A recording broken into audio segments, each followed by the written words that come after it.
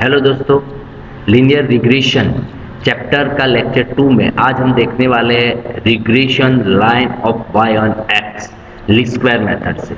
ठीक है, लेक्चर 1 में ऑलरेडी हमने चैप्टर्स के इंट्रोडक्शन के बारे में, उनकी रिलेटेड फॉर्मूलाज के बारे में डिस्कशन कर दिया था।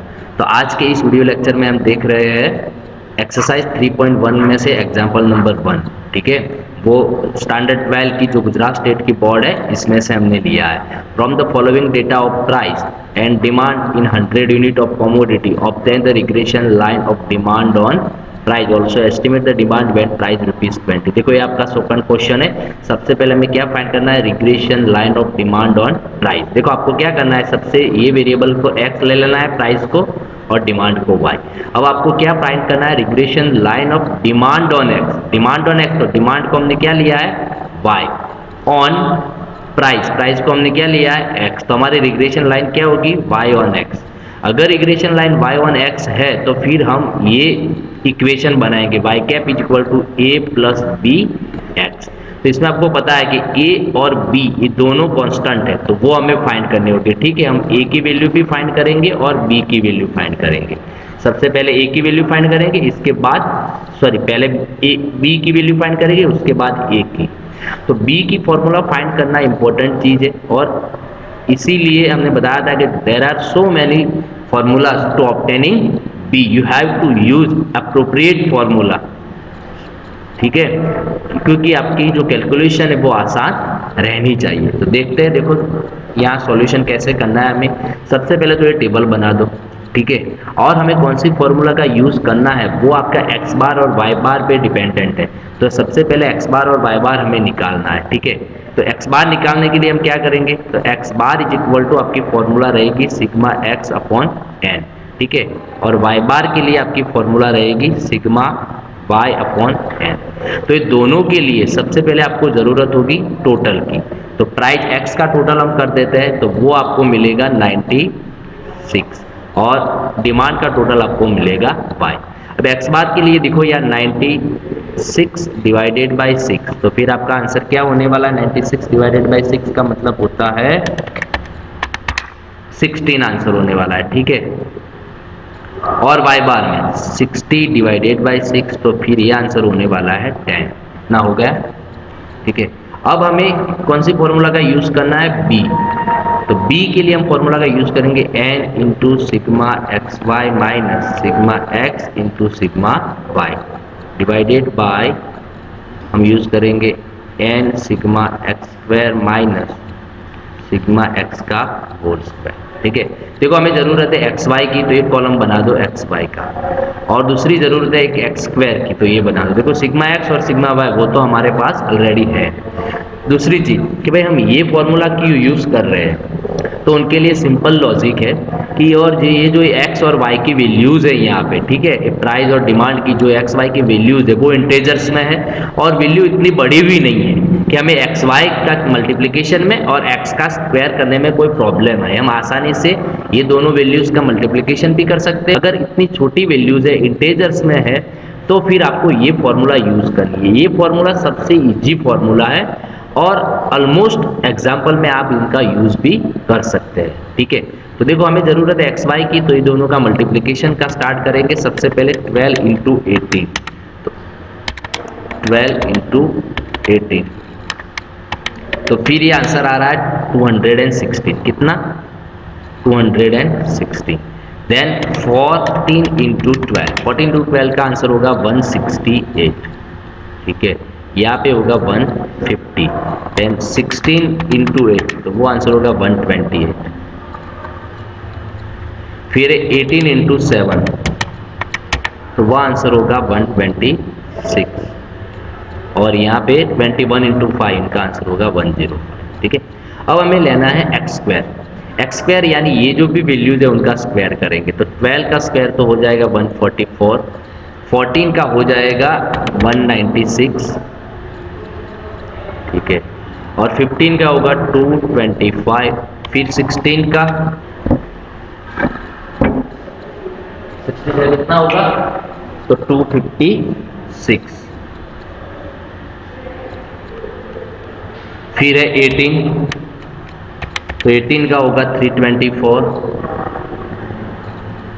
और 21 का होगा 441। ठीक है, अब ये दोनों कॉलम के टोटल निकाल देते हैं। देखो 216 plus 168 plus 150 plus 128 plus 126 plus 105, यानी वो टोटल आ रहा है 893। कितना आ रहा है?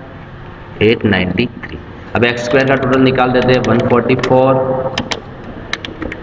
प्लस कितना है 196, फिर 225 प्लस 256 प्लस 324 प्लस 441, यानी वो हो रहा है 1586। कितना हो रहा है? 1586। अब ये दोनों वैल्यूज यहाँ पे रख दो। n is equal to 6, sigma x y कितना हो रहा है? 893 माइनस सिग्मा एक्स का टोटल है 96, वाई का कितना है 60। ठीक है, अब ये हो गया। अब n is equal to 6 sigma x square, तो ये है 1586 और सिग्मा एक्स यानी 96 और उनका बोल स्क्वायर। अब आगे जाएंगे तो देखो 6 इंटू 893, तो फिर आंसर आया 5358। 5358 यहाँ 96 इंटू 60, तो वो रहा है 5760। हो गया। अब आगे तो 6 इंटू 1586, तो 9515, इनका आंसर हो रहा है 9516 और 96 का स्क्वायर, तो हो रहा है 9216। ठीक है, अब और आगे जाएंगे 5358 माइनस 5760, तो आपका आंसर हो रहा है 402। कितना हो रहा है? 402 माइनस 402 और डिवाइडेड बाय 9516 माइनस 9216, यानी 300। और आगे जाएंगे तो 402 डिवाइडेड बाय 300, तो 1.34। कैसा आंसर रहेगा आपका? माइनस 1.34। ये आपकी बी की वैल्यू है। ठीक है, तो यहाँ ये काम आपका हो गया बी का। अब आपको क्या करना है? ए फाइंड करना है। ठीक है, क्योंकि हमने आगे ही बता दिया था आपको कि आपकी फॉर्मूला है y cap is equal to A plus B x. तो बी फाइंड कर दिया, अब आपको ए फाइंड करना है। तो ए फाइंड करने के लिए हम लिखेंगे ए इज इक्वल टू, क्या है फॉर्मूला आपकी? वाई बार माइनस बी एक्स बार। देखो वाई बार हमने फाइंड कर दिया था आगे 10। ठीक है, माइनस बी की वैल्यू कितनी है? माइनस 1.34। ठीक है, ये हो गया। अब एक्स बार का आंसर है आपका 16। कितना है? 16। हो गया। अब देखो 10, ये माइनस माइनस क्या हो जाएगा? प्लस 1.34 इंटू 60, तो वो आंसर आ रहा है 21.44। कितना आ रहा है? 21.44। ये हो गया। तो अब ये दोनों का टोटल होगा 31.44। ये क्या आ गया आपका? ए। ठीक है, तो अब ये ए की वैल्यूज है, तो दोनों मिल गए। अब आपका लीनियर इक्वेशन है, यहाँ पे हम लिखेंगे कि रिग्रेशन लाइन ऑफ, क्या लिखना है आपको? y ऑन x, तो y cap is equal to a plus B x. तो a इज इक्वल टू क्या लिखना है आपको? 31.44। b की जगह लिखना है माइनस 1.34 x। तो ये आपकी रिग्रेशन लाइन है। क्या हो गई आपकी? रिग्रेशन लाइन हो गई है। ठीक है, तो ये आपका पहला आंसर क्लियर हो गया। ठीक है, अब आपको क्या लिखना है? इसमें बताया था कि भाई when price x is equal to 20, आपको क्या फाइंड करना था? Demand y is equal to क्या होगा? तो सिंपल सी चीज है, इसमें लिख दो आप वैल्यूज। देखो y cap is equal to 31.44 minus 1.34, x की जगह आपको क्या लिखना है? 20। ठीक है, हो गया। 31.44 माइनस, ये दोनों का मल्टीप्लिकेशन कर दो, 1.34 इंटू 20, तो वो आंसर होने वाला है 26.8। कितना होगा? 26.8। तो फिर ये डिफरेंस निकाल दो, 31.44 माइनस 26.8, तो फिर होने वाला है 4.64। कितना होने वाला है? 4.64। ठीक है, ये है। और ये वैल्यूज किस में दी है? हमने 1000 यूनिट में दी है, तो यहाँ पे लिखेंगे 1000 यूनिट। ये हो गया आपका y। ठीक है, तो ये सिंपल आपका आंसर। तो इसी तरह आपको सम का सॉल्यूशन करना है। ठीक है दोस्तों, तो ये हो गया। और एक सम दे रहे हैं आज हम, देखो एक्सरसाइज 3.1 में से एग्जाम्पल नंबर 3 ले रहे हैं। ठीक है, तो वो है, देखो ये बताया the information for year regarding the average rainfall in centimeter and total production of crop in ton of 5 district is given below. देखो यहाँ एवरेज रेनफॉल बताया, सबसे पहले उनको हम एक्स ले लेते हैं और जो क्रॉप है आपका प्रोडक्शन का वो वाई ले लेते हैं। ठीक है, find the regression line of production of crop. देखो क्या बताया, regression line production of crop, तो वो क्या लिया हमने? वाई ऑन रेनफॉल, रेनफॉल को क्या लिया? एन, तो हमारी रिग्रेशन लाइन क्या होगी? Y on x and estimate the crop if average rainfall is 35 centimetre. ये हमारा सेकंड क्वेश्चन है। सबसे पहले हमें y on x regression line draw करनी है। तो फिर regression line y on x है, तो फिर से मैं एक बार बता देता हूँ कि आपका क्या होगा? Y cap is equal to A plus B x. तो आपको ए और बी फाइंड करना है, तो सबसे पहले हम बी फाइंड करेंगे, उसके बाद ए। तो बी फाइंड करने के लिए हम कौन सी फॉर्मूला का यूज करेंगे? वो किस पे डिपेंड करता है? तो आपकी एक्स बार और वाई बार की वैल्यूज पे, और ये जो वैल्यूज दी है उन पे। तो देखते हैं, सबसे पहले एक्स बार वाई बार क्या आ रहा है, उनके बाद हम डिसाइड करेंगे कि कौन सी फॉर्मूला का हम यूज करेंगे। देखो यहाँ पे आपको एवरेज रेनफॉल, जिसे हमने एक्स ले लिया, क्रॉप को वाई ले लिया, ये सारी वैल्यूज है। सबसे पहले एक्स का टोटल और वाई का टोटल कर दो। ठीक है, तो अब एक्स का टोटल क्या हो रहा है? यहाँ पे 155 आ रहा है। ठीक है, और वाई बार का टोटल आ रहा है 450। आपको एक बार कर भी सकते हैं, 25, 32, 38, 29, 31, और वाई में है 84, 90, 95, 88 एंड 93। ओके, चलो ये हो गया। तो एक काम करो, सबसे पहले निकाल दो एक्स बार। एक्स बार के लिए फॉर्मूला होगी sigma x upon n. Sigma x कितना है? 155, और n की वैल्यूज कितनी है, यानी नंबर ऑफ वैल्यूज कितनी है? 5। तो 155 डिवाइडेड बाय 5, 155 डिवाइडेड बाय 5, तो आपका आंसर आ रहा है यहाँ पे 31। चलो एक ये हो गया। दूसरे एक काम करो, आपको फाइंड करना है वाई बार भी। अब वाई बार फाइंड करेंगे तो वो वैल्यूज कितनी आएगी? तो सिग्मा वाई अपॉन एन, तो वो होने वाला है 450 डिवाइडेड बाय 5, तो आंसर कितना होगा? 90। ठीक है, तो देखो दोनों y की जो y बार और x बार दोनों क्या आ रहा है? इंटेजर्स में आ रहे हैं, वो तो क्लियर हो गया। दूसरी यहाँ जो वैल्यूज है वो वैसे तो सिंपल है, हमें स्क्वायर तो किसमें करना है? x का स्क्वायर करना, तो इसमें वही फॉर्मूला का यूज हम करेंगे जो अगले सम में किया था। ठीक है, देखो कैसे, तो इसमें हम ये फॉर्मूला का यूज करेंगे, b is equal to n sigma x y minus sigma x into sigma y. ठीक है, और फिर n sigma x square minus sigma x उनका होल स्क्वायर। तो अब हमें सिग्मा एक्स वाई की जरूरत है, तो एक कॉलम बना देते हैं एक्स वाई का और दूसरा बना देते हैं एक्स स्क्वायर का। तो ये दोनों का मल्टीप्लिकेशन करो, 25 इंटू 84, तो वो आंसर हो रहा है आपका 2100। ठीक है, चलो फिर 32 इंटू 90, तो वो रहा है 2880, 2880। फिर हो रहा है 38 इंटू 95, तो वो रहा है 3610। फिर 29 इंटू 88, तो हो रहा है 2552, 2552। और फिर है 31 इंटू 93, यानी 2883, 2883। उनका टोटल कर देते हैं।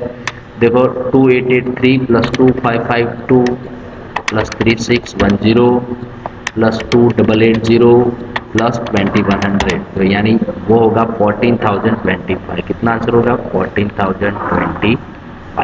अब एक्स स्क्वायर, तो ये एक्स का टोटल स्क्वायर निकालना है, 25 का होगा 625, 32 का क्या होगा? 32 इंटू 32, यानी 1024, 1024। फिर 38 का हो रहा है 1444, 29 का 29 का हो रहा है 841, फिर 31 का होगा 961। ठीक है, टोटल कर देते हैं 961 प्लस 841 प्लस 144 प्लस 1024 प्लस 625, तो वो होगा 4895। क्या आंसर होगा? 4895। देखो आपके पास कैलकुलेटर है, इसीलिए ये सब करने में कोई खास बड़ी प्रॉब्लम होगी नहीं। ठीक है, अब आगे देख रहे हैं। देखो n इज इक्वल टू कितनी वैल्यूज है? 5। सिग्मा एक्स वाई का टोटल आ रहा है 14025। सिग्मा एक्स का टोटल है 155 और सिग्मा वाई का टोटल है 450। ठीक है, अब n is equal to 5 sigma x square, तो एक्स स्क्वायर का टोटल है 4895 माइनस सिग्मा एक्स, ये कितना है? 155 उनका होल स्क्वायर। अब आगे जा रहे हैं। देखो 5 इंटू 14025, तो ये आंसर होगा 17125। 155 इंटू 450, तो वो आंसर होगा 69,750। ठीक है, अब 5 इंटू 4895, तो वो होगा 24,475 माइनस 155 का 155 का स्क्वायर होगा 24025। ठीक है, ये हो गया। और आगे जा रहा है। देखो 70,125 माइनस 69,750, तो ये आंसर होगा 375।